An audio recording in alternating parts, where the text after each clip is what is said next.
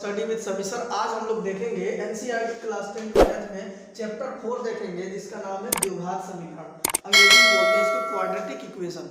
सबसे पहले हम देखेंगे द्विघात समीकरण होता क्या है, इसका मतलब क्या है द्विघात समीकरण होने का। देखो इसमें दो चीजें यूज करी गई है, एक यूज करी गई है द्विघात और एक चीज यूज हुई है इसमें समीकरण, है ना। द्विघात, द्विघात का मतलब होता है दो घात वाला, कितना, दो घात वाला। और समीकरण का मतलब समीकरण होता है। तो वैसा समीकरण जिसका घात कितना हो, दो हो, वैसा समीकरण जिसका घात कितना हो, दो हो, उसे हम द्विघात समीकरण कहेंगे। चलो शुरू करते हैं। यहाँ पे परिभाषा लिखना द्विघात समीकरण का। देखना द्विघात समीकरण, कोई अगर पूछता है कि द्विघात समीकरण क्या है तो हम बोलेंगे वैसा समीकरण जिसका अधिकतम घात दो हो, है ना। वैसा समीकरण जिसका अधिकतम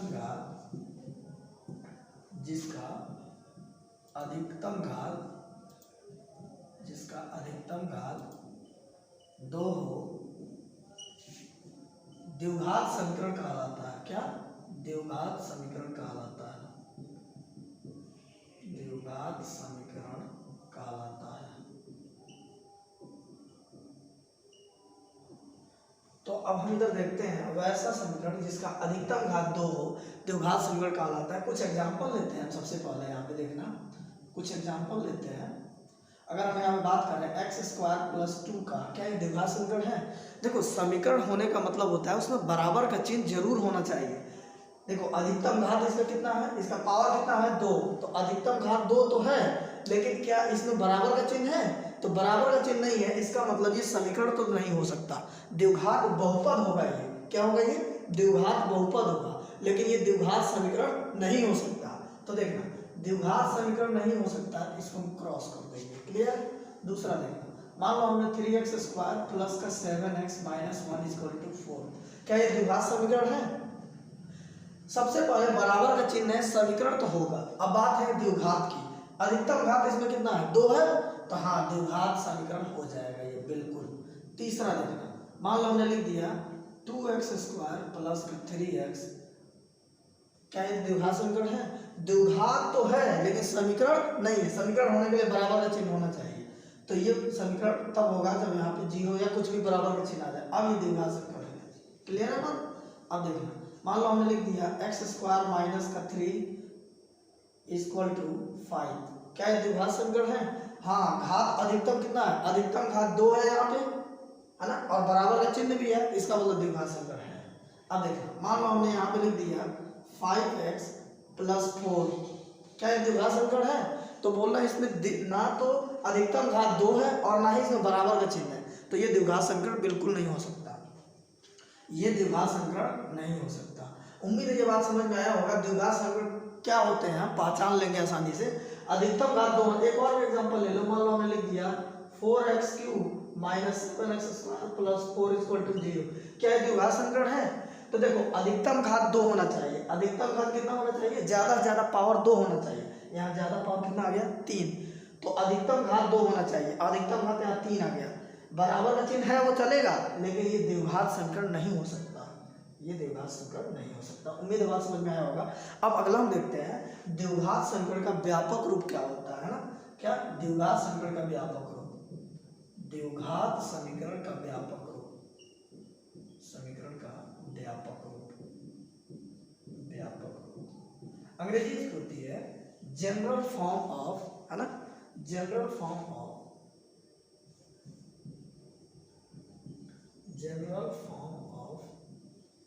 क्वाड्रेटिक इक्वेशन।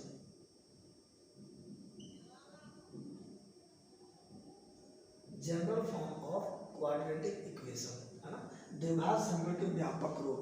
द्विघात समीकरण का व्यापक रूप क्या होता है, थोड़ा ध्यान देना यहाँ पे। ax² + bx + c = 0, जहां a is not equal to 0, इस रूप में होना चाहिए, समझ रहे हो। और a b c वास्तविक संख्या, क्या हो, वास्तविक संख्या।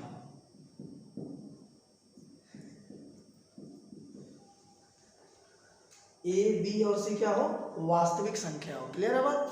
अब देखना ax square plus bx plus c equal to 0, दो कंडीशन फॉलो हो, a is not equal to 0, a b c क्या हो, वो वास्तविक संख्या हो, तो हम उसे कहेंगे द्विघात संकट है। तो द्विघात संकट का एक व्यापक रूप होता है। अब एक बात बताते हैं हम यहाँ पे, देखना हम यहाँ पे एक बात बताते हैं। मान लो हमने लिख दिया, पहला ही सवाल ले लेते हैं हम, देखना एक्स स्क्वायर के साथ जो रहेगा उसको a कहेंगे, x के साथ जो रहेगा उसको b कहेंगे, और जो अकेले अचर पद रहेगा उसको c कहेंगे। क्लियर है बात? शर्त ये है कि a का मान कभी भी 0 नहीं होना चाहिए। बाकी ये 0 होंगे, b और c तो चलेगा, लेकिन a का मान 0 नहीं होना चाहिए। ये बात ध्यान में रखना। a b c क्या होना चाहिए? व्यापक रूप में होना चाहिए। ठीक है, तो ये इसका व्यापक रूप हो गया। अब देखना हम मान लो इस पहला में बात करें कि क्या ये द्विघात संकट है, ये तो बिल्कुल नहीं, तो क्रॉस हो गया। मान लो दूसरा नंबर सवाल में चलते हैं। यहाँ पे हमें ए बी सी इसमें पता करना है, तो कैसे निकालेंगे ए बी सी? देखना एक्स स्क्वायर के साथ क्या है अंक, एक्स स्क्वायर के साथ 2, तो इसका ए का मान हो जाएगा 2, ए का मान 2, बी का मान क्या हो जाएगा, बी का मान वही होगा जो एक्स के साथ होगा। एक्स के साथ क्या है? 3 है, तो बी का मान कितना हो जाएगा? 3। और सी का मान, सी तो कुछ है ही नहीं, उस साइड वाले को सी नहीं बोलते हैं, बराबर के इसी साइड वाले को, इस साइड में तो कुछ बचा ही नहीं रहा, 0। समीकरण नंबर 3, समीकरण नंबर 3 में एबीसी का मान निकाल लेते हैं। यहाँ पे देखना एक्स स्क्वायर के साथ क्या है? 2 है, तो यहाँ पे हम इसका क्वेश्चन किए हैं ना, हम किसका क्वेश्चन कर लिए? अच्छा इसी का कर लिए। इसका पहले एक ये 2 नंबर में ये वाला है ना, 2 नंबर में तो एक्स स्क्वायर के गुणा में क्या है? एक्स स्क्वायर के साथ 3 है, तो a बराबर हो गया 3, b बराबर क्या हो जाएगा? x के साथ क्या है? x के साथ b, तो x के साथ 7, और c का मान कितना है? माइनस का 1। क्लियर है बात? c का मान माइनस का 1।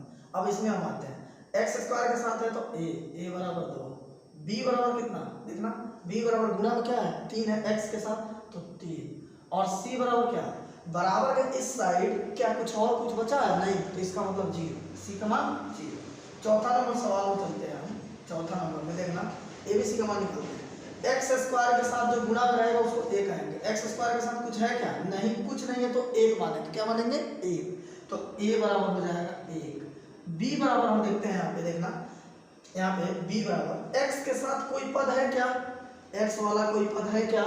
जब x वाला पद नहीं है तो उसको हम कहेंगे 0। क्या कहेंगे? 0। जब कुछ भी नहीं है तो क्या? 0। और c बराबर क्या हो जाएगा? अंक वाला क्या है? माइनस का 3, बराबर माइनस का 3। क्लियर है बात? अब हाँ, एक बात बताते हैं हम इसमें। सबसे पहले कोई भी द्विघात संकट हो उसको हम व्यापक रूप में बदलेंगे। किस रूप में? व्यापक रूप में। और उसके बाद एबीसी का मान निकालना शुरू करेंगे। तो क्या ये व्यापक रूप में है पहला वाला, जिसको हमने दूसरे नंबर वाला क्वेश्चन जो बताया हुआ है? व्यापक रूप में होने का मतलब होता है कि बराबर के उस तरफ हर दशा में 0 होना चाहिए।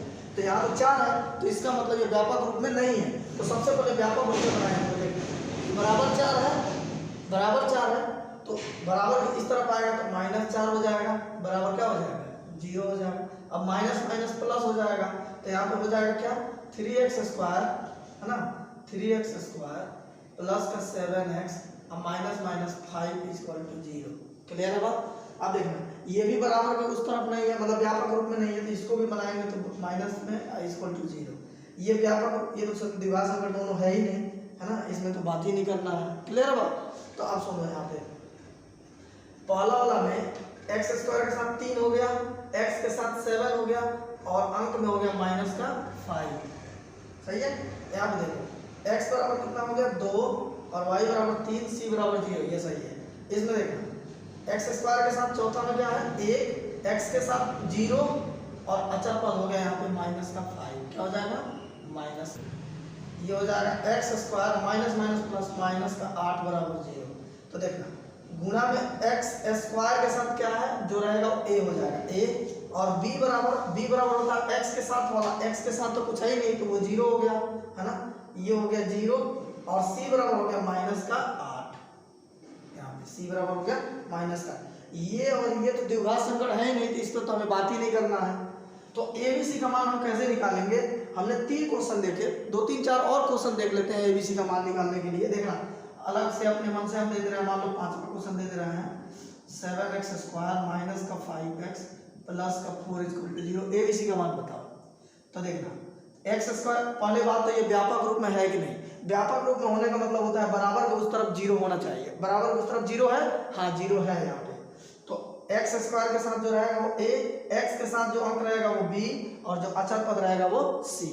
तो ए का मान कितना हो जाएगा 7, बी का मान कितना हो जाएगा, देखो चिन्ह भी साथ साथ लेते हैं, तो ये हो जाएगा -5, और सी बराबर कितना हो जाएगा 4। क्लियर है बात। एक और क्वेश्चन ले लेते हैं, मान लो 6वां नंबर क्वेश्चन है यहाँ पे। मान लो हम ले लेते हैं एक्स स्क्वायर माइनस का 3x इक्वल टू माइनस का 8। इसमें हमें ए बी सी का मान निकालना। सबसे पहला हमारा काम होगा कि देखेंगे ये व्यापक रूप में है या नहीं है। व्यापक रूप में नहीं है तो इसको हम सबसे पहले व्यापक रूप में बनाएंगे। तो बनाते हैं व्यापक रूप में। व्यापक रूप में होने का मतलब होता है बराबर को उस तरफ हर दशा में क्या हो, जीरो। तो इसको पक्षांतर करके माइनस में तो प्लस में ले आएंगे। तो एक्स स्क्वायर माइनस का 3x प्लस का 8 बराबर क्या है 0। एक्स स्क्वायर है ना, देखना यहाँ पे गुणा में क्या है, गुणा में एक्स स्क्वायर के साथ कुछ भी नहीं है, तो a बराबर 1, b बराबर क्या हो जाएगा, x में क्या है, x के साथ क्या है माइनस का 3, और c बराबर हो जाएगा प्लस का 8। उम्मीद है abc का मान निकालने से संबंधित प्रॉब्लम नहीं होगा। जब भी abc का मान निकालना होगा तो हम क्या करेंगे, व्यापक रूप में सबसे पहले द्विघात समीकरण को बदल देंगे, और व्यापक रूप में बदलने के बाद हम उनके गुणांकों का तुलना करके abc का मान निकाल लेंगे। अगर जब भी ये बात आ जाए कि द्विघात समीकरण का व्यापक रूप क्या होता है, तो ax square plus bx plus c, जहां a is not equal to 0 और a b c वास्तविक संख्या हो। क्लियर है बात। आगे बढ़ते हैं हम अगले कॉन्सेप्ट में। द्विघात समीकरण का हम लोगों ने व्यापक रूप देख लिया, और द्विघात समीकरणों का हमने परिभाषा देखा। द्विघात समीकरणों में a b c का मान कैसे निकालेंगे ये भी हम लोगों ने देख लिया। अब आगे हम बढ़ते हैं, द्विघात समीकरण को हल की ओर चलते हैं, है ना। द्विघात समीकरणों का हल सब हेडिंग है, इस बात को नोट करना कॉपी में। द्विघात समीकरणों के हल।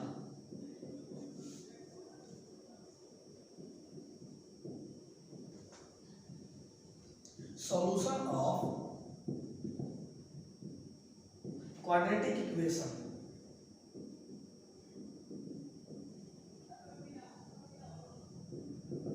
Solution of quadratic equation.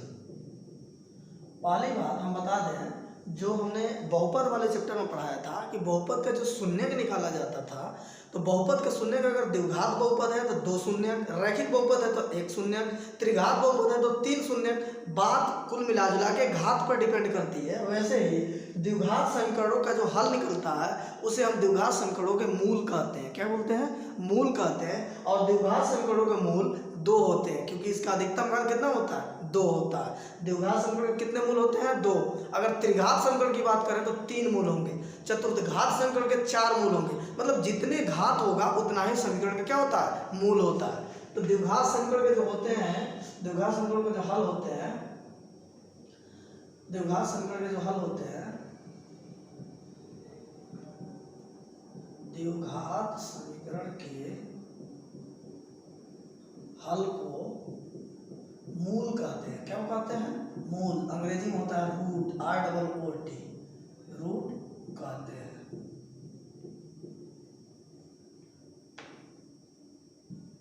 द्विघात समीकरण के 2 मूल होते हैं। कितने होते हैं, द्विघात समीकरण के कितने मूल होते हैं, 2 मूल होते हैं। 2 मूल होते हैं। कौन कौन, देखो इसके लिए एक होता है, हमने डिनोट करते हैं अल्फा। क्या होता है, अल्फा,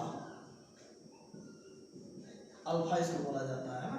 एक होता है बीटा, बी जैसा होता है, थोड़ा नीचे इसकी ये पूंछ बढ़ जाती है, इसको बोलते हैं beta.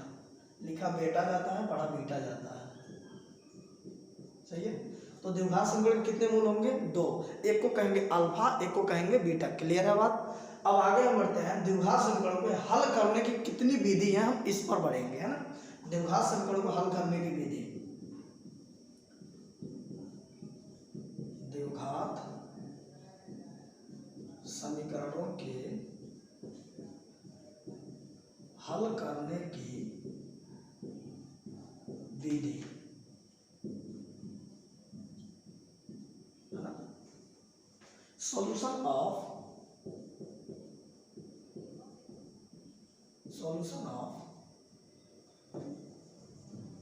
Method of solution, method of solution of quadratic equation.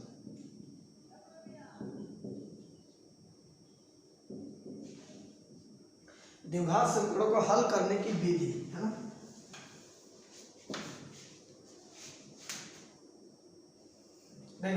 द्विघात समीकरणों को हल करने की मुख्यतः तीन विधि है। कितनी विधि है? तीन विधि। पहला होता है गुणनखंड विधि। कौन सा विधि? गुणनखंड विधि। पहला होता है गुणनखंड विधि, अंग्रेजी बोलते हैं फैक्टर मेथड। कौन सा? Factorisation, factorisation method.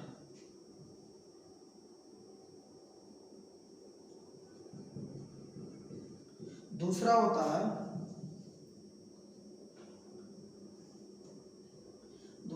है पूर्ण वर्ग विधि। कौन सा? पूर्ण वर्ग विधि। दूसरा होता है पूर्ण वर्ग विधि। इसको हम बोलते हैं completing square method, completing square method.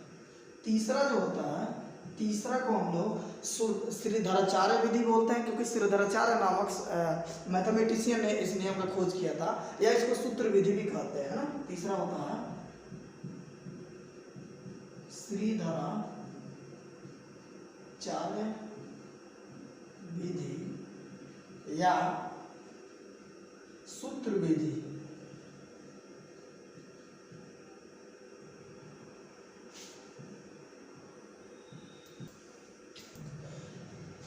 Shridharacharya विधि, सूत्र विधि, एक और नाम होता है इसका डेपिक्स विधि।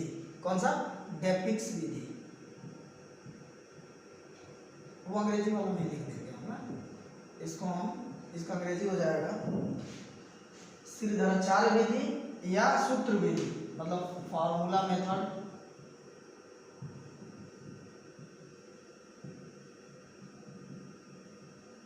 है ना, या डेपिक्स मेथड। कौन सा? Depicts, depicts method. तो कुल मिला के द्विघात समीकरण को हल करने की कितनी विधि है? तीन विधि है। सबसे पहले गुणनखंड विधि, दूसरा है पूर्ण वर्ग विधि और तीसरा है श्रीधराचार्य विधि। द्विघात समीकरण के हल करते हैं तो उसको हम मूल कहते हैं, और मूलों की संख्या कितनी होती है? दो होती है। एक को अल्फा द्वारा दर्शाते हैं और एक को बीटा द्वारा दर्शाते हैं। क्लियर है बात? अब आगे हम सीधा चलेंगे मुद्दे की ओर। एक चीज और हम देख लेते हैं इसमें, है ना। सबसे पहले तीनों मेथड हम देख लेते हैं, उसके बाद से टॉपिक को आगे बढ़ाएंगे हम। इसमें आप देखेंगे सबसे पहले हम गुणनखंड विधि पढ़ेंगे। ठीक है, बढ़ते हैं आगे, गुणनखंड विधि देखते हैं। अभी हमने बताया हुआ है कि द्विघात समीकरण को हल करने की तीन विधि है, एक गुणनखंड विधि, एक पूर्ण वर्ग विधि और एक श्रीधराचार्य या सूत्र विधि, उसको डेपिक्स मेथड भी बोलते हैं। क्लियर है बात? अब हम सीधा मुद्दे की ओर है। पहला हम देखते हैं गुणनखंड विधि द्वारा द्विघात समीकरण का हम हल कैसे करते हैं। द्विघात समीकरण को हल करने का मतलब है कि हम अल्फा और बीटा का मान निकालने वाले हैं। क्लियर है? तो क्वेश्चन लेते हैं हम इसमें, देखना पहला क्वेश्चन लेते हैं हम द्विघात समीकरण का, मतलब हम ले लेते हैं अपने मन से कुछ भी, 4x²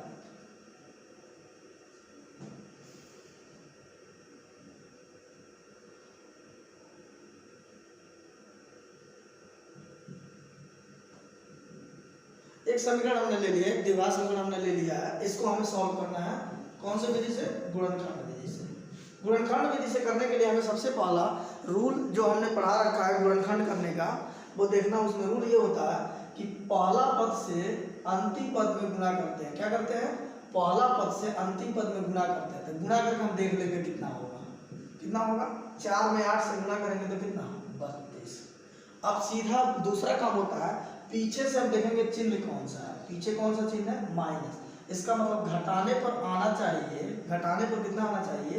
यहाँ जो ये है इतना, कितना आना चाहिए? -4। कितना आना चाहिए घटाने पर? -4। अब हमारा टारगेट ये है कि जो गुणा करने वाला पद है इसको ऐसे दो टुकड़े किया जाए, इसको ऐसे दो खंड तोड़े जाए जिसको गुणा करके 32 लाया जाए और घटा करके उसे आपस में घटाने के बाद कितना है? -4 है। तो देखना, एक -8 ले लें और एक +4 ले लें। देखना माइनस का 8 प्लस का 4 ले लेंगे तो क्या हो जाएगा, हम घटाएंगे इसमें से तो ये हो जाएगा, मतलब इसको इसके साथ अगर हम करते हैं तो कितना हो जाएगा, माइनस का 4 हो जाएगा, 8 चौका 32 हो जाएगा। क्लियर है बात? तो यही 2 हो जाएगा मेरा क्या, गुणनखंड इसका होगा। तो देखो हम यहाँ क्या करने वाले हैं, पहला और लास्ट वाले को जैसा का तैसा उतार देंगे। पहला वाले को हम ऐसे लिख देंगे, लास्ट वाले को भी ऐसे ही लिख देंगे। बीच में आएगा एक माइनस का 8 और अगर सवाल x के रूप में है तो x लगा देंगे, है ना। और एक आया है प्लस का 4 और सवाल x में है तो x लगा देंगे। जैसे ये 1 2 3 खंड में था, ये सवाल अब 4 खंड में टूट गया। पहला और अंतिम वाले में किसी प्रकार का कोई बदलाव नहीं करते हैं, जैसा कि तैसा। ठीक है, अब हम क्या करेंगे, दो खंड में इसको तोड़ देंगे ऐसे। दो खंड में इसको तोड़ने के बाद हम इसमें कॉमन करेंगे। क्या करेंगे, कॉमन। इन दोनों में 4x कॉमन दिख रहा है क्या, तो अगर इसमें डिवाइड करेंगे तो x हो जाएगा। माइनस 4 से 8 दो बार में जाएगा, x कट जाएगा केवल 2। इन दोनों में प्लस, देखो जो आगे चिन्ह होता है वो कॉमन ले लेते हैं, जो भी आगे चिन्ह है उसको कॉमन कर लेंगे। इन दोनों में 4 कॉमन है तो 4 से 4 कट जाएगा, x माइनस 4 गुना 8 इक्वल टू कितना, 0। अब इतना हो गया। अब इसका हम क्या करेंगे, देखना, ये वाला और ये वाला, ये दोनों पद क्या है, समान है। अगर दोनों पद समान है तो इन दोनों में से कोई एक को हम बाहर निकाल लेंगे, इन दोनों में से एक बाहर निकाल लेंगे और इसको इसके साथ मिला देंगे। कितना, 4x प्लस का 4 इक्वल टू क्या, 0। जैसे ही काम हो गया, देखो तो गुणा में इसको एक बार 0 के बराबर कर लेंगे और इसको एक बार 0 के बराबर कर लेंगे, हमारा काम हो जाएगा। ठीक है, यही काम करेंगे। तो हम लिखेंगे, यहाँ पे लिखेंगे, यदि x माइनस 2 बराबर 0 तो पक्षांतर करेंगे तो x माइनस, ये माइनस 2 तो उधर जाएगा प्लस में, तो x बराबर कितना, 2। अब देखना ये हो जाएगा पुनः 4x प्लस 4 इक्वल टू 0। तो कितना हो जाएगा, 4x, ये प्लस में 4 है तो उधर जाएगा किस में, माइनस में, ये कट जाएगा इससे, तो x बराबर कितना हो जाएगा, माइनस का 1। क्लियर है बात? अब देखना यहाँ पे हम क्या बता रहे हैं, यहाँ पे आ गया 1, यहाँ पे आ गया 2। हमने बोला जो सॉल्व करके जो निकाला जाता है आंसर वही होता है द्विघात समीकरण का मूल। तो ये समीकरण क्या हो जाएंगे, मूल लिखेंगे। अतः मूल अल्फा कॉमा बीटा बराबर, अल्फा का मान हो गया पहला वाला और दूसरा का मान हो गया बीटा वाला। सही है, तो ये हो जाएगा कितना, 2 माइनस 1। यही हमारा द्विघात समीकरण क्या है, मूल है। क्लियर है बात? अगला सवाल एक देखते हैं हम कैसे बनाएंगे। एक क्वेश्चन में लिया हुआ है 3x² minus 14x plus 15 equal to 0 का गुणनखंड विधि द्वारा हमें इनका मूल निकालना है। कौन सी विधि, गुणनखंड विधि द्वारा। गुणनखंड विधि से मूल निकालने के लिए सबसे पहला नियम है पहला से लास्ट में गुणा। पहला से लास्ट में हम गुणा करेंगे तो देखना क्या आएगा, 15 में 3 से गुणा करने में 45, बीच वाला चिन्ह क्या है, पीछे वाला चिन्ह क्या है, प्लस। प्लस करने को कितना आना चाहिए, माइनस का 14। कितना आना चाहिए, माइनस का 14। इस 45 के 2 टुकड़े करेंगे, कितने, 2 टुकड़े करेंगे और इन दोनों टुकड़ों में गुणा करने पर 45 और जोड़ने पर दोनों क्या हो जाए, माइनस का 14 आ जाए। तो गुणा हमने किया 15 3 45 और जोड़ने पर कितना आना चाहिए, माइनस का 14। कितना, माइनस का 14। तो देखना 45 के ऐसे 2 टुकड़े करेंगे हम, 45 के ऐसे 2 टुकड़े करेंगे कि जिनको गुणा कर दे तो 45 हो जाए और जोड़ दे तो माइनस का 14 हो जाए। तो देखना एक 9 और एक 5, तो ये माइनस में 9, ये माइनस में 5, माइनस में 9 माइनस में 5। गुणा करके देख लो, 9 5 माइनस माइनस 45 हो जाएगा और 9 और 5 को जब जोड़ोगे तो -9 -5 मिलके क्या हो जाएगा, -14। ये बात हम दिखा देते हैं अभी थोड़े समय में, ये निकालते कैसे हैं। अगर जिसको ये बात निकालना ना आ रहा हो कि ये कैसे आपने मान लिया 9 5 हम कैसे जानेंगे, तो इसका तरीका होता है, अभी हम बताते हैं थोड़ी देर में। पहले ये सवाल को कंप्लीट कर लेते हैं, उसके बाद हम फैक्टर करने का तरीका बताते हैं, है ना। तो देखना रूल ये है कि जो भी फैक्टर हमें मिल जाए, इस फैक्टर का उम्मीद है कि 9th में ये पढ़ाया जाता है, सबको आता होगा, फिर भी नहीं आता है तो इसको हम बताते हैं अभी। देखना पहला और लास्ट को क्या किया जाता है, सेम टू सेम लिखा जाता है, 3x² प्लस का 15। सही है। और बीच वाला में -9 हो रहा है, -9 सवाल x में है तो x लगा देंगे, और दूसरा वाला क्या है माइनस में है तो माइनस में, और 5 x इक्वल टू क्या 0। यहाँ से यहाँ तक एक अलग खंड है, यहाँ से यहाँ तक एक अलग खंड है। इस खंड में और इस खंड में देखना, इस खंड में क्या कॉमन हो रहा है तो बोलोगे 3x कॉमन हो रहा है, 3x कॉमन ले लेंगे, 3 से 3 कट जाएगा x तो यहाँ बचेगा x माइनस इस 3 9 x कट जाएगा 3। देखो जो आगे चिन्ह होता है उसको कॉमन ले लेते हैं, -5 यहाँ कॉमन हो जाएगा, 5 से 5 कटेगा तो x, यहाँ माइनस नहीं है तो यहाँ प्लस माइनस क्या हो जाएगा -5 3 15 इक्वल टू 0। क्लियर है बात। अब देखना यहाँ पे हम क्या करेंगे, ये और ये दोनों कॉमन हो गया, इसमें से एक हम बाहर निकाल लेंगे तो हो जाएगा x -3। देखो ये डिजाइन नहीं बनाना है, ये हम बस समझाने के लिए बनाए हुए हैं, डिजाइन नहीं बनाना है इसमें, ठीक है। और ये हो जाएगा, इसको इसके साथ मिला देंगे तो हो जाएगा 3x - 5 इक्वल टू 0। जैसे ये हो गया, अब हम क्या करेंगे, एक बार इसको 0 के बराबर करेंगे और एक बार इसको 0 के बराबर करेंगे, तो लिखेंगे यदि x -3 इक्वल टू 0 तो माइनस में तो प्लस में, तो x बराबर कितना 3, पहला मूल हो गया। अब इसको लेके चलेंगे पुनः, है ना, क्या 3x - 5 इक्वल टू 0, तो क्या हो जाएगा, ये माइनस में तो प्लस में, तो हो जाएगा 3x इक्वल टू 5, गुणा में तो भाग में, तो x बराबर कितना हो जाएगा 5/3। तो लिख देंगे अतः मूल कौन कौन है, एक अल्फा एक बीटा। कितना है अल्फा का मान, अल्फा का मान देख लो कितना है, अल्फा का मान पहला वाला और दूसरा का मान बीटा वाला, दो मूल आएंगे, एक को अल्फा कहेंगे एक को बीटा कहेंगे, पहला वाला अल्फा, तो अल्फा का मान कितना हो गया 3, ये हो गया 5/3, है ना। यही सवाल का उत्तर है, उम्मीद है समझ में आया होगा। अगला क्वेश्चन देखते हैं, इस पर हम गुणनखंड विधि पर देखना, एक क्वेश्चन ये लिया है हमने, एक क्वेश्चन ये लिया हुआ है, दूसरा क्वेश्चन, इसको हम गुणनखंड विधि से करने वाले हैं। तो नियम ये है कि पहले से लास्ट में गुणा करेंगे, तो गुणा करने पर कितना हो जाएगा, गुणा करने पर हो जाएगा 6 × 12, और घटाने पर कितना हो जाना चाहिए माइनस, और अंक यहाँ कुछ भी नहीं तो 1 मानेंगे, क्या मानेंगे 1 मानेंगे, घटाने पर होना चाहिए माइनस। 12 के ऐसे 2 टुकड़े करिए कि इसको गुणा कर दिया जाए तो 12 हो जाए, और घटा दिया जाए तो माइनस का 1 हो जाए। तो देखना, तो एक ले लेते हैं हम -4 और एक +3, इन दोनों को देख लो, अगर इसमें से इसको घटा रहे हैं तो हो जाएगा -1, अगर इसको गुणा कर रहे हैं तो हो जाएगा 12, क्या हो जाएगा 12 हो जाएगा, 4 और 3 12 हो जाएगा, 4 × 12, और घटाएंगे तो हो जाएगा कितना, 4 में से 3 को अगर घटाएंगे मतलब 3 में से 4 को तो -1 हो जाएगा। तो देखो पहला और लास्ट वाले को क्या करेंगे हम, सेम टू सेम लिख देंगे, 6x² -2, एक अंक क्या मिला है -4x हो जाएगा, और दूसरा क्या मिला है +3, तो +3x इक्वल टू 0। यहाँ से यहाँ तक अलग और यहाँ से यहाँ तक अलग, क्या करेंगे हम इसमें कॉमन देखेंगे, 2x कॉमन है, डिवाइड करेंगे तो 3x कट जाएगा x, माइनस 2 दूना 4 x कट जाएगा, प्लस जो आगे चिन्ह हो उसको हम ले लेते हैं, आगे चिन्ह प्लस था तो प्लस ले लिया। अब इन दोनों में हमें देखना है कि कॉमन क्या है।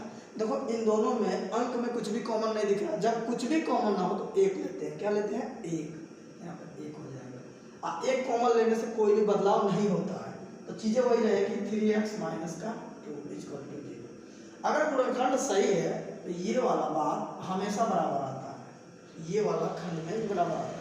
अगर ये बराबर आ जाए तो इन दोनों में से कोई एक ले लेंगे, हम ले लिए, इसमें से एक निकाल लिए और इसको इसके साथ मिला देंगे, 2x + 1 इक्वल टू क्या, जैसे ही हमारा खंड आ जाएगा एक बार इसको 0 के बराबर कर देंगे, एक बार इसको 0 के बराबर कर देंगे। क्लियर है बात। तो लिखेंगे हम यहाँ पे यदि